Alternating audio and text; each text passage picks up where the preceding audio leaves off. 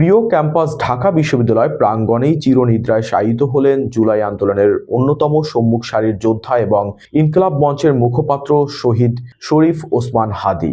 এর আগে জাতীয় সংসদ ভবনের দক্ষিণ প্লাজায় লাখো জনতার অংশগ্রহণে অনুষ্ঠিত হয় তার নামাজে জানাজা। এদিকে হাদীর স্মৃতির প্রতি শ্রদ্ধা জানিয়ে অফিসিয়াল জার্সি উৎসর্গ করার সিদ্ধান্ত নিয়েছে বিপিএল এর ফ্রাঞ্চাইজি রাজশাহী ওয়ারিয়র্স। আজ বিবৃতিতে ফ্রাঞ্চাইজিটি জানিয়েছেন হাদীর নামে রাজশাহীর জার্সি উৎসর্গ করবে দলটি।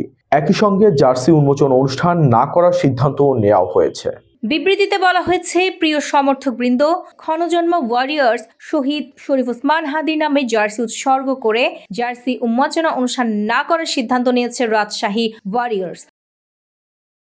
তবে সমর্থকদের জন্য সামাজিক মাধ্যমে আগামীকাল তা উন্মোচন করা হবে বলেও জানিয়েছে ফ্র্যাঞ্চাইজিটি। ভক্ত সমর্থকদের প্রত্যাশাকে সম্মান জানিয়ে 21 ডিসেম্বর 2025 আমাদের অফিসিয়াল সোশ্যাল মিডিয়া হ্যান্ডেল সমূহে জার্সিটি প্রকাশ করা হবে। বিপিএল এর দ্বাদশ আসর শুরু হবে আগামী 26 ডিসেম্বর থেকে। এবারের আসরের প্রথম পর্ব হবে সিলেটে। উদ্বোধনী ম্যাচে মাঠে নামবে রাজশাহী। সেই ম্যাচে তাদের প্রতিপক্ষ সিলেট টাইটান্স।